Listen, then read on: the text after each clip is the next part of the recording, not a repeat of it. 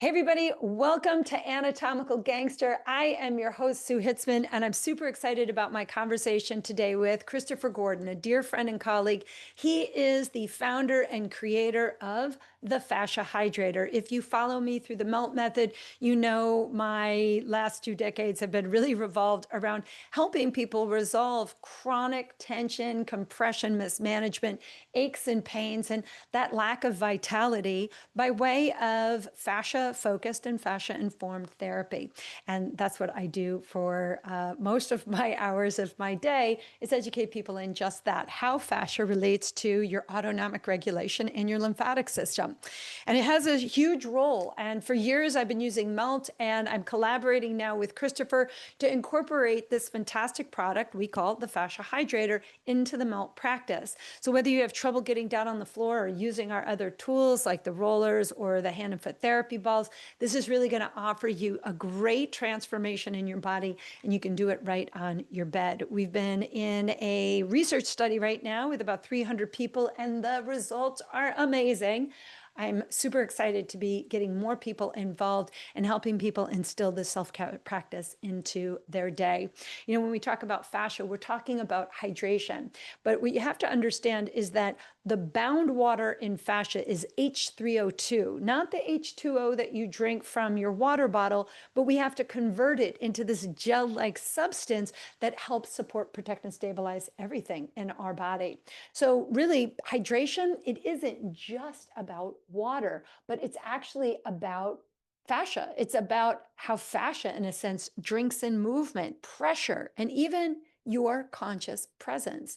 So in this episode, I'm sitting down with Christopher Gordon to talk about his invention of the Fascia Hydrator and this pioneer of what he's done for science. We're taking a deep dive into the invention and, again, neurofascial and lymphatic know-how behind its brilliance, and how to incorporate fascia-informed wellness into your life. From clinical insight to creative spark, this conversation reveals how innovation can emerge from intuition and how healing begins when we listen to the body's quiet language. So whether you're a practitioner, a curious mover, or somebody who's felt the shift that comes from real resonant touch with a hands-on therapist, I think this is going to be an essential conversation.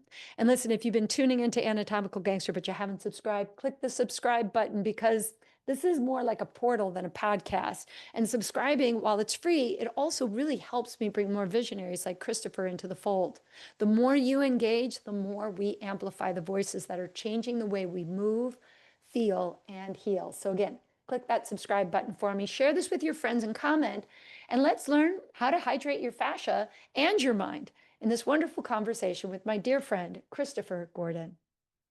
Well, Christopher, thank you so much for coming on Anatomical Gangster. I'm super excited to be talking about this big opportunity that we have launching together, the Fascia Hydrator. But before we even get into that, you have made a significant leap from clinical practice into deep fascial research. I want you to talk a little bit about what sparked that transition and how did it shape your philosophy around function, vitality, and healing? Well, it's quite simple. Being a physical therapist and osteopath, I was seeing people who had incredibly chronic and very sort of persistent symptoms of stress and pain. And this cycle of stress leading into pain, pain leading into stress, made me really want to sort of look over the table and to see what kind of mechanics and psychomechanics and psychophysiological parameters were going on here. So that got me into psychophysiology, biofeedback, and neurofeedback. And that gave me the basis to do all the research I've actually done so far. So being able to measure something was the revolution to actually getting things into a turnaround, to be able to understand what are we doing when we're manually working on someone, what are we doing with the tissues, how are we changing the stiffness, how are we changing hydration, and what effects are we having on the autonomic nervous system. So that was the basis. And then I started to think, and I mean, collaboration, as you well know, and networking is huge. So the moment I saw that I was able to measure things, the whole world of psychophysiology and fascia research opened up. So this is where we're standing now, about 25 years later, about 31 studies of all kinds of psychophysiological and bioviscoelastic parameters. So it's been a very, very exciting journey. Yes, indeed. Now, just a little backstory here. Christopher and I met, I believe we met in Ulm originally. And one of my mentors, Tom Findlay, who had helped me with my initial research for MELT, had told me about Christopher. And he's like, you and Christopher need to meet. You're speaking on levels that are very similar. You're trying to solve problems that are similar. And here's this guy who is a clinician and a researcher and knows what he's doing. We need to get you guys connected. And honestly, Christopher, I have never met a clinician who has put so much science toward clinical study than you. And in the fascial community, you're really right up at the top level. Why was fascia so compelling to you? Why fascia? Because it is an organ of incredible diversity. It has been deeply misunderstood by the whole medical patronage and understanding the actual normal working medicine, the normal sort of orthodox medicine has basically shunned it and turned away and haven't understood the incredibly revolutionary aspects of fascia manipulation. So starting off just working, as it were, with slow, deep tissue massage, being an osteopath and looking at different aspects of tissue manipulation, I was always watching massive transformation. And I was just too curious to just leave it like that. So this is what made me want to understand what was really going on here. And one thing led to the other. And so, as I mentioned before, we've measured many, many different aspects of viscoelastic. The actual elastic properties of the tissues are something which are very aversive, and not many people are capable of measuring it. So I don't want to get too deeply into the science today, but it is fascinating to be able to understand real-time the actual tissue distortion and changes. You can measure it real time. And that gives you a different understanding of how to help people with acute and chronic pain. And that's the area of fascia work, which we're very deeply involved in. Yes, indeed. And I know that's one of the more fascinating elements of stiffness, elasticity, stress, relaxation, creep, right? All of these behaviors, these properties of fascia that for a lot of people is not known. No. And creating fluid shear stress to create shear force in tissue rather than traditional foam rolling, which has been around for so long. And you might be one of the very first people that I also heard talk about shear and being the potential to shear tissue and how important this is. And now we have this new product, the Fascia Hydrator. And on this, you guys will see there's like some texture that's existing that creates this micro spacing between the skin and the body, right? So I want you to talk a little bit about the innovation of this tool. And then I want to talk a little bit about some of your initial clinical research. But first, let's talk about the tool itself. It's got these 4 features: a smooth side, the textured side. It has the smooth white edge, and then also the more blade-like edge. It's got 4 frequencies, 40, 70, 90 hertz, and oscillating frequencies. Why is all of this related to fascia, well-being, resilience, health? Give everybody a little lowdown on that device. Well, it's all born out of boredom.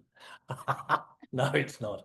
It's something which has a lot to do with, it could be frustration in a certain sense, because I was feeling that there are many things happening at the same time. Once you start to understand that the fascia is a multidimensional system, it has a lot to do with your orientation in the space inside yourself and outside yourself. So the interoception is one aspect of fascia. The outer understanding of the way we walk, the way we pose, the way we gesture is extraordinarily important.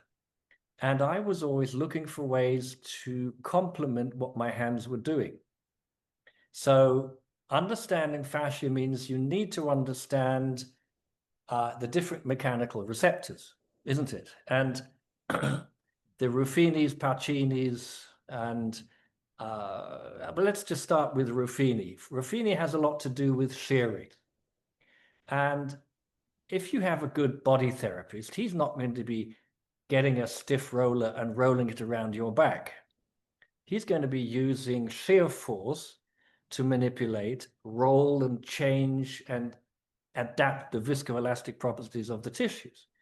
So it was obvious to me that if you want to complement the actual therapeutic properties of the hands, you're going to have to develop something which doesn't, it's not just like a stick or something you poke people with, but you're using a surface.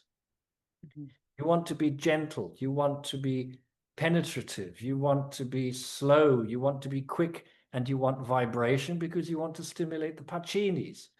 And this is also something that you've learned to talk about a lot. I've seen a lot of your posts recently, and that how you're getting off to explaining how vibration changes the sensory organ system, the whole sensory motor system. It changes the way the brain works. It connects the brain to the fascia and the fascia to the brain.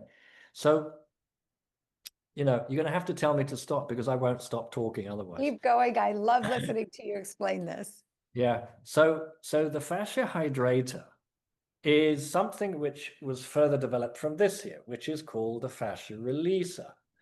Now, this is longer and it has two different frequencies. It has 40 hertz and it has the oscillation. So you can basically say the fascia releaser was the first development. And because it's longer, it has a greater leverage. But that doesn't mean to say it's necessarily better. There are many different aspects to what is better or not. So we understood through clinical randomized controlled trials what the fascia releaser was doing. We know it reduces stiffness in certain parts of the body, like the IT band. A lot of people say, oh, you can't change the stiffness of the IT band. Well, you can. And we've shown it and proven it in multiple studies. The deformation of tight bands is something which really loves to be discussed. But what interests me most is measuring hardcore changes in viscoelastic properties. Mm-hmm. And so that's what I went out to do. And of course, when you want to change the hydration index, it is important that you actually measure objectively and that you are able to show and prove that, basically, with the right instruments in the right standardized way and the whole procedures. So basically, the fascia hydrator does everything that the fascia releaser does, but it was inspired because I wanted to change lymph hydration indices and bring in a different aspect of plasticity, not the word plasticity meaning the opposite of elasticity, but I wanted to be more pliable. I wanted a different pliability in the tissues. So that was basically what we did with the fascia hydrator. And the fascia hydrator changes lymph flow. It changes topographically and objectively cellulite. There's a big study on this, which we can go into detail at another stage. This is the first tool in the world which shows changes objectively and subjectively in cellulite. So this is a big thing. But yeah, this is not just the reason I did this, because I didn't see myself as being a cellulite expert. It just happened. It wasn't something which was really intended on the pathway. But basically, the fascia hydrator has remarkable capacities to change myofascial tissues for the better. And it has a lot to do with circulation. It has a lot to do with the actual pliability of the tissues. So we'll put a full stop there for the moment and let you continue. Yeah, so I think this is really such profound information, because that was something that I've spent a number of years now that I'm through menopause. I'm in my menopausal years, and something that I talk to a lot of women, they're like, you know, you look so resilient, like your skin looks great. How come, you know, you're not aging? And I said, well, I in fact am aging. As a matter of fact, there's no cure for that. But, being in the melt culture and focus so much on fascia, I do believe that one of the reasons that I did not have a lot of perimenopausal symptoms was because I keep my fascia in good condition. And one of the really fascinating pieces of research that I want to kind of download a little with you is when people hear cellulite, they think that's a cosmetic issue, but we know that there is a real metabolic role. And fascia, because women, here's like an interesting thing people might want to know, that in recent research in the superficial fascia, we actually see a difference in the structure of fascia in men and women. Men tend to have more of a chain link fence design, whereas women kind of more picket fence. And the picket fence idea is actually really critical to the stages of pregnancy, right? I mean, if women's abdomen wasn't able to expand, Yep. the baby would rip out of our bodies and be hanging out of us around the 6th or 7th month, and we'd be like, I'm not sure what to do. So Yep. our tissue and the elasticity is able to sort of bend and open for these changes. The problem is when you give birth, that elastic property, when you cause stress on this tissue for long periods of time, for a lot of women, it does not bounce back. But I really think that if people stimulate the fascial tissues, that they will see better improvement during the post-pregnancy time if they had worked on it previously. I think that there's a higher potential.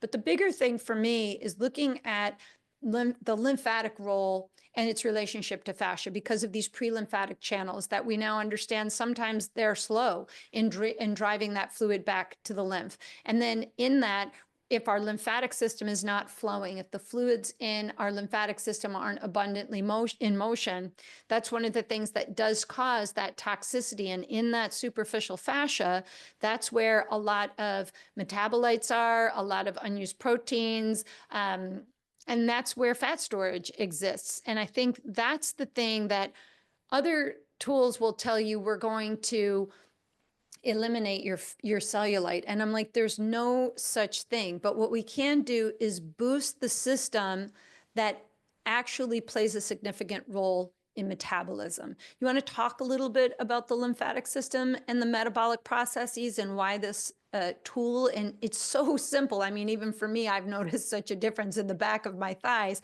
Not that I've had tremendous cellulite, but that rippling that I've seen. And just using this over 6 months, I've seen so much difference in my own tissue tone. And I use this before I exercise. So I want you to talk a little bit about lymph and metabolism. Well, lymph and metabolism, there are many different aspects to this. I'm going to make a very simple picture. When my patients ask me why I like to use the fascia releaser or the fascia hydrator on them, and I use the fascia hydrator every day on my patients, by the way. It is the most complementary tool in my daily work. I particularly love to use it on the arms and on the neck, on the abdomen and on the thighs, particularly because through those dimples you just demonstrated, you get a very fast change of circulation in the tissues. It becomes very quickly a very fiery red. And depending on what you're trying to achieve, do you want to change the metabolism, the circulation, or do you want to stroke very, very gently the lymph? So you have different techniques which the tool does according to whatever you want to achieve. So in the words of our dear friend Robert Schleib, you want to get rid of the dirty water. The dirty water. And the dirty water means you have to get rid of the metabolics that's got stuck around, the oxidative stress and all this kind of stuff which gets caught in the tissues. And it's like dragging the substance out of the tissues and opening up like a sponge so new water can come in. So it's a very simple picture and every patient will understand that. And what has been astonishing to me is doing lymph drainage with the hydrator. Mm-hmm. And you would never have thought that it works. Yeah. Now, the funny thing is, people who are taught as lymph drainage therapists, they're taught how to manipulate with the hands very, very slowly, extremely slowly, and guide the lymph through the tissues. Now, I don't know why this works because I haven't done any studies on it, but I just know that the fascia hydrator seems to do a very, very quick job of changing the lymphatic status. It is quite remarkable. So even if you're not a lymph therapist, the things you can do with the lymph is really bordering on quite incredible. And you don't need much schooling. You need to know the ins and outs of how to hold the tool, how to stroke the tissues, how to manipulate, how to do seesaw movements, how to shove the lymph or pull the lymph. There are many different techniques of doing this. And because you, dear Sue, are incredibly innovative, and I can't wait to know more about what you've discovered about it, because I am sure you've been very inventive. And that day will come where we put our brains and our hands together and we can share our different perspectives on how this can be of benefit to people. But what I'm trying to say is we have two different levels of interventions. One is stimulating the metabolics, stirring up the fire, bringing blood into the tissues, which is very interesting for sports. It's remarkable for the sports league, whether it's you're working on dancers or high-performance sportsters, or whether you're working on people who are sedentary and don't have the right lymph flow. You can, according to how and what you've been taught, you can use this to complement your work. And it speeds up the work of the hands. So let's just put a stopper into that, because there's so much more we could talk about.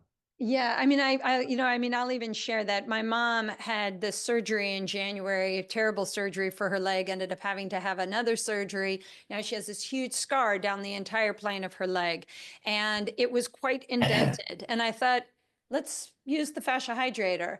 And in a single session, it goes from being puckered and just doing, and this is light, everybody. This is it's the most gentle with the soft side, doing gliding and just preparing and stimulating the sensory nervous system and the superficial tissues, shearing with that 70 hertz frequency, and then rinsing with the 90 hertz. In a single session, watching that scar go from indented to flat. And I'm like, I don't even know if I'm believing what I'm seeing. Yesterday with my boyfriend, we had done a crazy leg day, and he's like, my legs are so sore. Can you use the fascia hydrator on me? And I thought, of course I can. So same thing. I did an assessment with my own forearm on the back of his legs and the lumpiness of the hamstrings, the tightness, right? And then same thing, just a little glide in less than 10 minutes, gliding, shearing, and rinsing. And I go back with my forearm with the same pressure. And I said, scale of 1 to 10 from where we started to where it is now. He goes, I can't even believe the difference that my brain feels, but it feels smoother and it's definitely less sensitive. And I said, that's really the compelling thing, is frequency, vibration at different levels will not only stimulate your lymph, but it can actually change the capillary density in muscles. It can alter lymph motion, but it can also stimulate our nervous system to adapt how our sensory nervous system is sending biofeedback back to the brain. And I think in those ways, you're really hitting every potential part, the neurofascial system plus your lymphatic system, which I always say to people, if you want to live a resilient life, you should know a little bit about these three systems: your nervous system, your fascial system, your lymph system. And I think that that's what's so powerful about this device. It's gentle. The lymphatic drainage technique, we hit the big 6 stations, the lymphatic stations. You're talking about 8 slight motions with the fascia hydrator at 40 hertz frequency in 6 spots of your body, and then doing a breath work sequence, a 6-second inhalation, exhalation. That's it.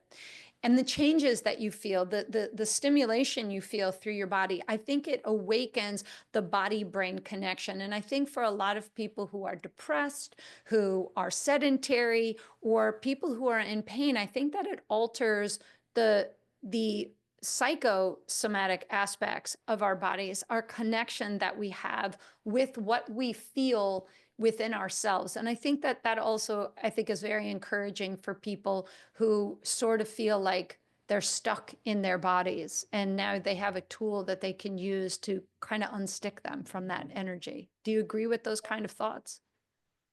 Well, particularly because we've talked about the biomechanical effects of the fascia hydrator, but there's a very secretive kind of aspect to the actual deeper software or the autopilot of our autonomic nervous system, and that is connecting to breathing, as you say. Yes, I totally agree with you. But I mean, everyone's talking about the vagal tone, stimulating the vagal tone. And there's all kinds of gadgets on the market which help us to do that. And some are passive, but there's very few, or basically none at the moment that I know, except for the two tools that I've developed, which train through vibration the vagal tone and enhance it through breathing at the same time. So you have two different aspects. You've got the vibration, and we want to place the fascia hydrator at the level of the diaphragm. And then on the fourth mode, which we have in the fascia hydrator, we've got a breathing mode, which gives you an undulation like a vibrational wave that you copy. Mm-hmm.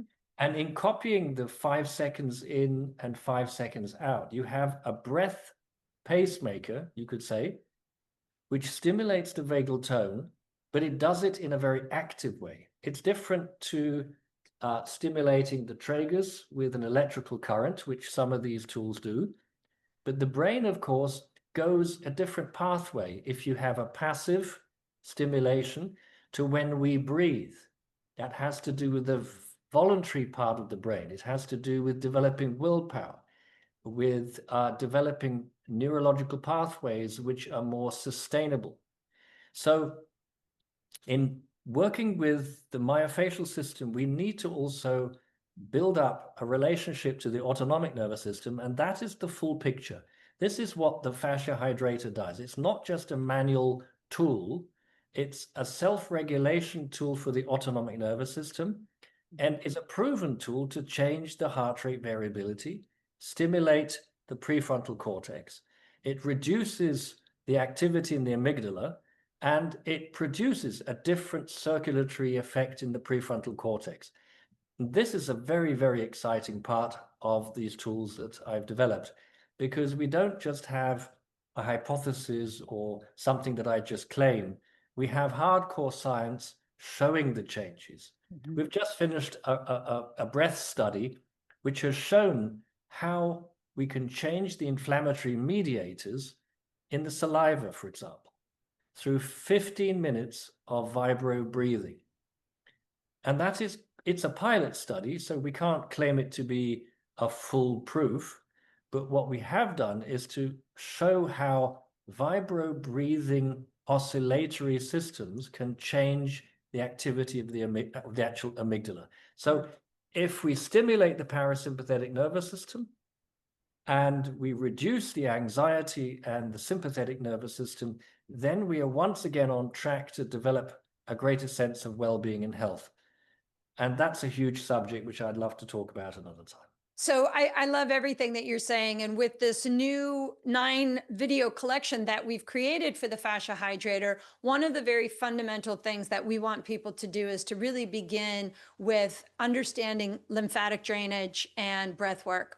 And so even before we put the device right at the diaphragm, we are demonstrating it with it on the feet, because the rooting mechanisms from your feet, I don't want their hands on it at all. I really want them to feel the effect through the body. And what's fascinating is when you do the lymph drainage and then you put the vibration at your feet and you let the breath work. And I love the oscillating frequency, because for people who can't meditate, or their mind is kind of a monkey mind and always chattering, it's tough for people to really slow down inhalation. I find that my clients, I'll ask them to take a 6-second inhalation and they'll breathe for 2 seconds, hold their breath for 4, and then exhale, right?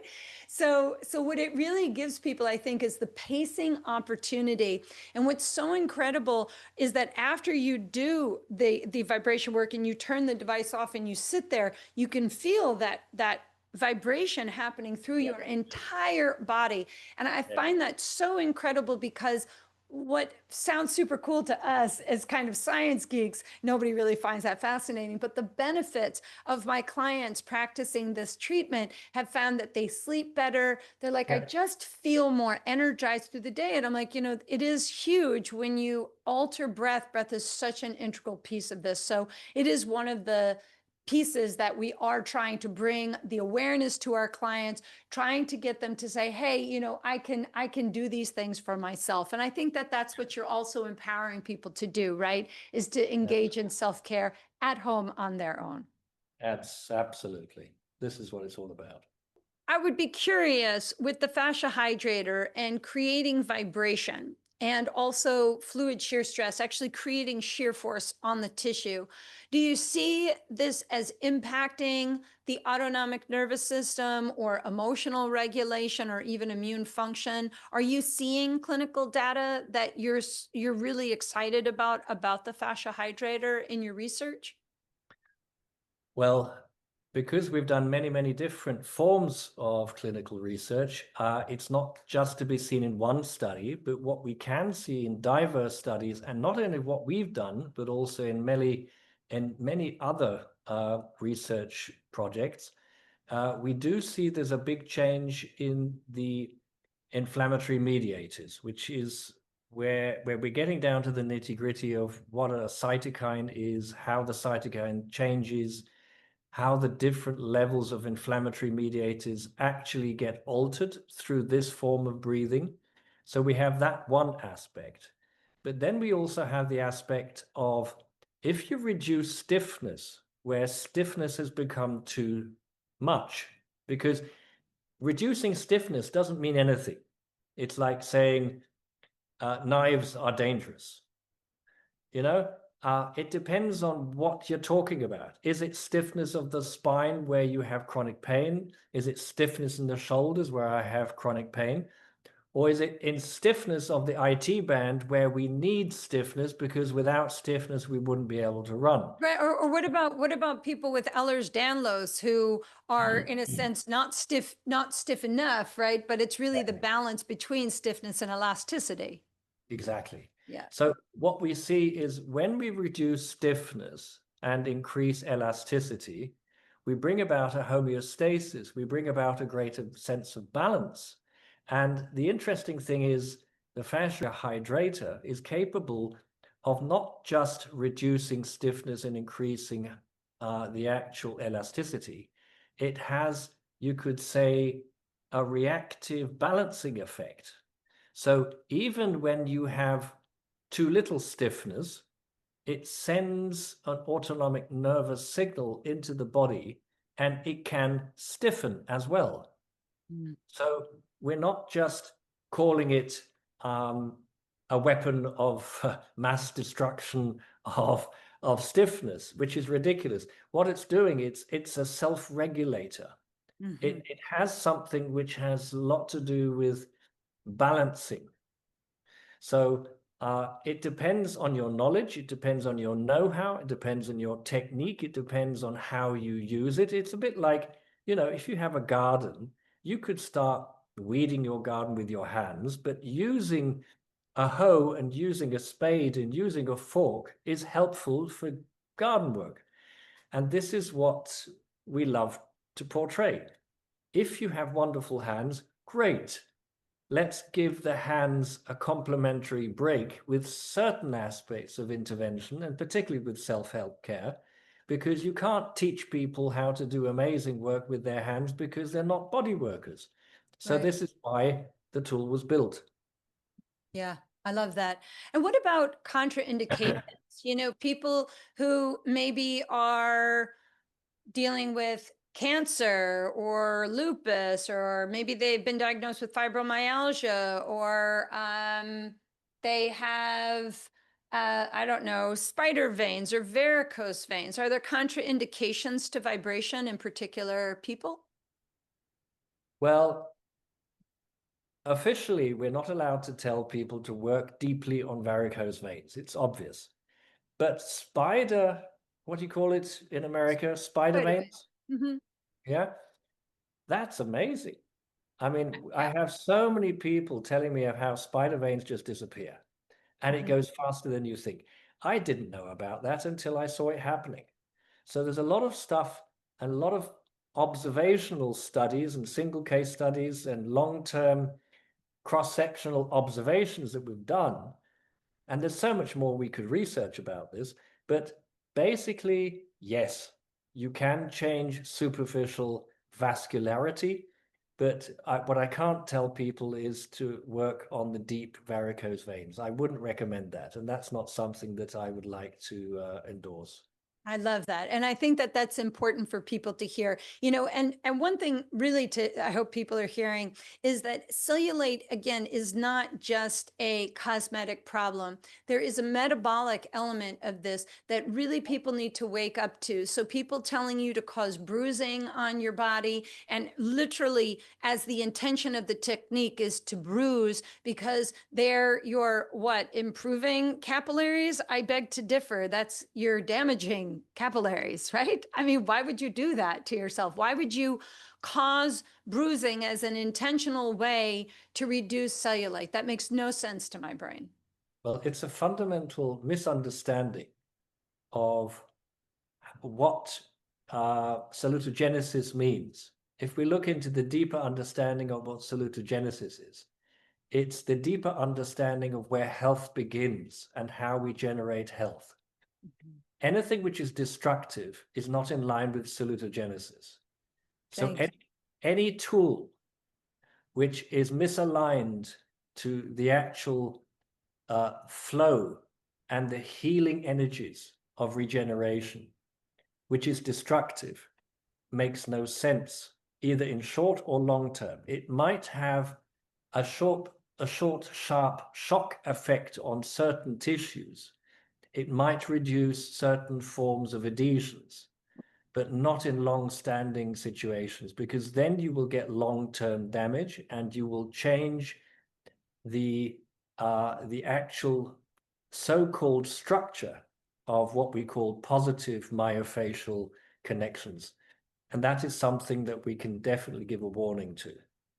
Indeed. And I think that's what's so beautiful about the fascia hydrator that I've discovered from my own body is how gentle you can be. And much like melt with the texture on the roller, the microcurrent that you get, I try to explain to people, it's not even where the device is touching you, it's in the micro spaces that you're actually getting more of the effect in the tissues. You're allowing the tissue, in a sense, to breathe. You're giving blood flow back to the tissues. And I find that, so in line with 25 years of my work is I really think that you shouldn't cause pain to get out of pain as a first route of resolution. I think we could be more gentle with the body. And in fact, I've seen in hands-on therapy, going from more heavy compression techniques to light touch therapy, that was where I made changes on clients. And when they'd say, I don't even know what you did, sometimes I was like, I'm not sure what I'm doing either, but it does seem to really work if you just slow down and meet the body where it's at.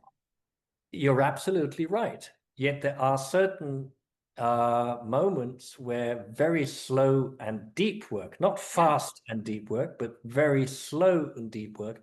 For example, the 100-meter track and field expert, Justin Gatlin, he used for years the fascia releaser, and he's had phenomenal changes in his myofascial tissues. He was using it before his races and after the races. And if anyone knows anything about a track and field 100-meter runner, you will know they have big thighs. Mm-hmm. And they have very powerful thighs. So they don't have an Ehlers-Danlos syndrome or an actual adhesive problem in the sense that they don't have the structure. They are having an over-stiffness and the stickiness of the tissue through too much oxidative stress and so on and so forth. So Justin Gatlin, for example, was using the fascia releaser, that's the forerunner of the Fascia Hydrator, and he was having remarkable effects. And that is what helps him recover. So why was it helping him recover? Because he was exchanging metabolites and metabolics and lymph and oxidative stress and removing it from the tissues so you could have a rehydration, and which slows down the older you get. And as we know, Justin Gatlin was running until he was about 40, and he was still doing under 10 seconds. So this was only possible, and he maintains this personally. He was only able to do this because he was exchanging the water system, the lymphatics, the oxidative stress in his tissues. But he wasn't stroking it like you were recommending. He was going very, very deep with a lot of strength, either through himself or one of his therapists. So you have a choice here. It's like a tool. You have to know what to do with it. It's like a scalpel. It's not a bad or a good thing. You'd have to know how to use the knife. And that's the same with the fascia hydrator. That's right. And I think that's what we're trying to do. And you and I always come from our work as an educator first. That's, Exactly. we're educators. And I think that's the beauty of the device is while I see improvements in my muscle tone, my movement performance, that there's sort of like this bonus as the cellulite and the adaptations on the skin surface. And I find that is sort of like the punchline for Absolutely. people is that we didn't intend for this to be something that was reducing the appearance of cellulite. It's the upside of adapting the metabolites, right? It is. And the interesting thing is, and you touched on it, what were we actually trying to do? We were looking at aspects of what a vibrational shear force tool can have on tissues. And if you look at cellulite, it's a warning system. I mean, cellulite isn't something that actually has to be there at all. It's the body trying to tell you, it's trying to give you a deeper message. And it is something that can, I won't say easily be transformed. You have to be savvy. You have to understand Consistency. what's going on here. You have to understand the metabolic and the lymph system. You have to understand how to shear leverage these tiny fascial pockets where the fat corpuscles are floating in. If you don't transform the fluid system, if you don't transform the fascia system, you're not going to change cellulite. This is why all these creams, I mean, how many billions of dollars do the American ladies give out to change their cellulite? And they actually still go and they buy their creams, and they know they know they're being pulled over the counter, as it were, but they still buy it. Now, if you combine the fascia hydrator with the right substance, which is a different secret completely to itself, which we won't talk about today, but there are substances, there are creams which help cellulite. If you combine that with the cellulite treatment through the fascia hydrator, you can have a revolutionary effect. That is true. But that's going to be a discussion which we're going to have another time. Keep it quiet just yet. We're not talking about that piece of it yet. But, as fascia research has kind of gained some traction, what do you still think needs to shift in public education to empower people to take their fascial health seriously beyond just aesthetics? Well, I think it has a lot to do with the interaction of science and education, and us enabling people to understand the systems in a simple way. If we don't learn to translate it, it won't make traction. But I think we're on the verge at the moment of enabling manual therapists, educators, scientists be more practical, because in the first years of fascia research, I was yearning for more practical education. I was yearning for a greater interaction between sort of basic studies and clinical studies. And this is what I've tried to do in my work. So bridging the gap, enabling people to understand the principles of neurofacial systems, the interaction with the autonomic nervous system, the interaction with the lymphatic system. It actually isn't that complicated if you translate it into pictures. And you, dear Sue, are an absolute expert and magician when it comes to building pictures and making stories that make sense. So to anyone who's listening to this podcast, Sue is the lady who is able to build up the storytelling in a way which is true and makes sense and is actually a form of reductionism, which is very, very helpful. So where is fascia science going? I think we have a great potential to be more practical.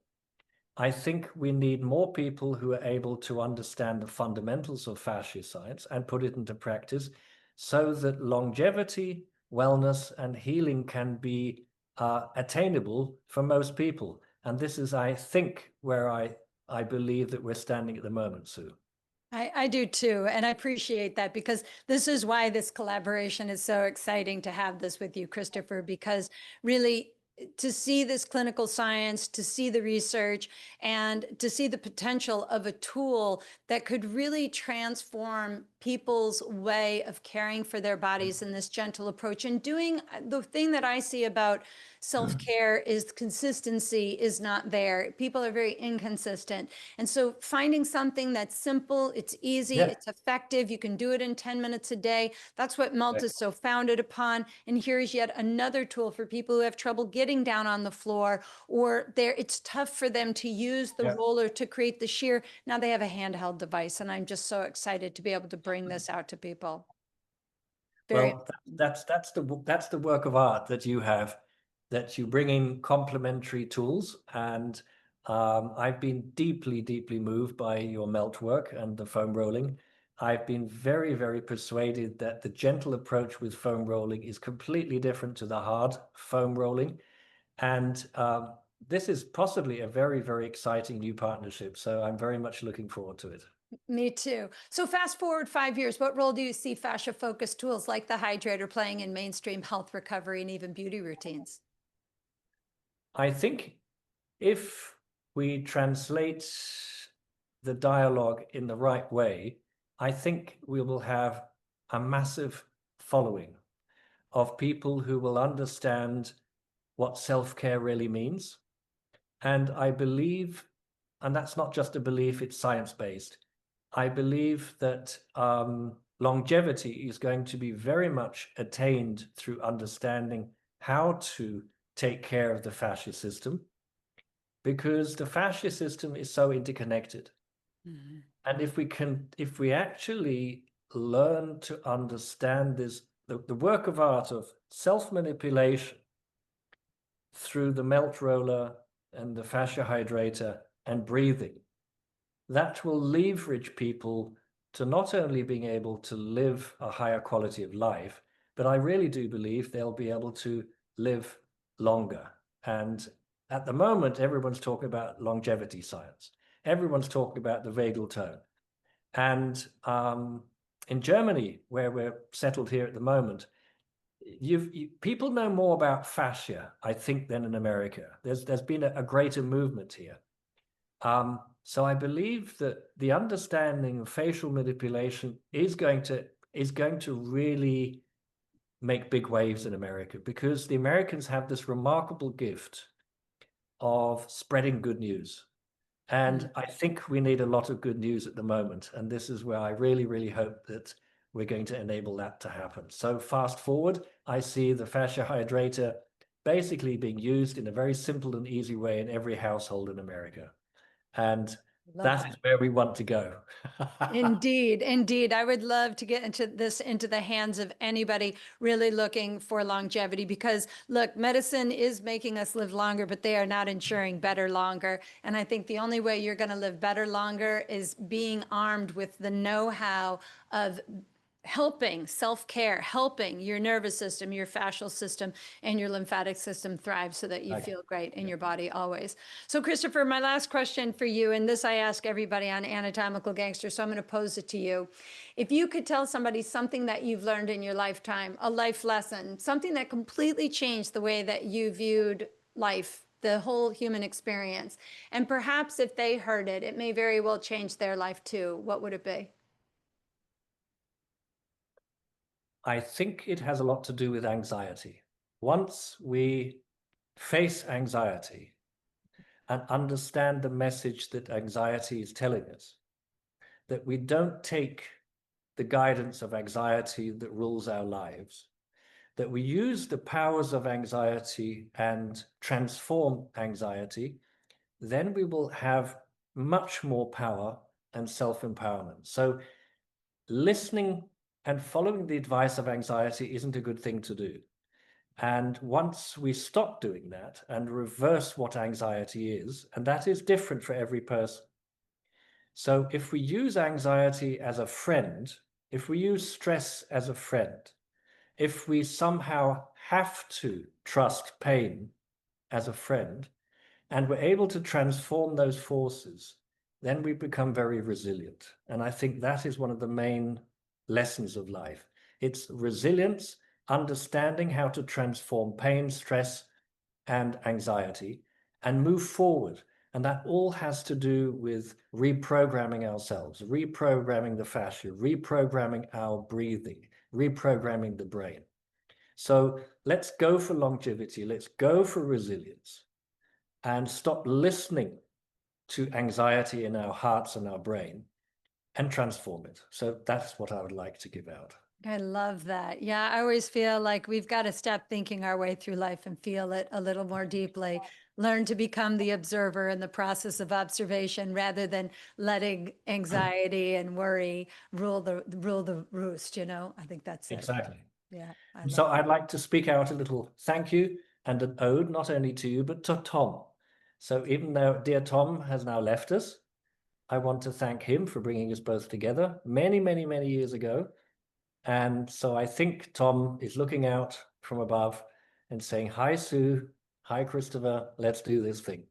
Yeah, that makes my heart warm because I just know that he would just be jumping up and down watching this collaboration. And this is just the first, guys. I mean, I'm really looking forward to seeing what Christopher and I can do. So make sure that you're following Anatomical Gangster, but also check out our information on the Fascia Hydrator at meltmethod.com. We'll be doing all sorts of events coming up next year as well. So as always, thank you for being part of the community. Make sure that you subscribe and stay curious, stay open-minded, and stay a little gangster. We'll see you next week.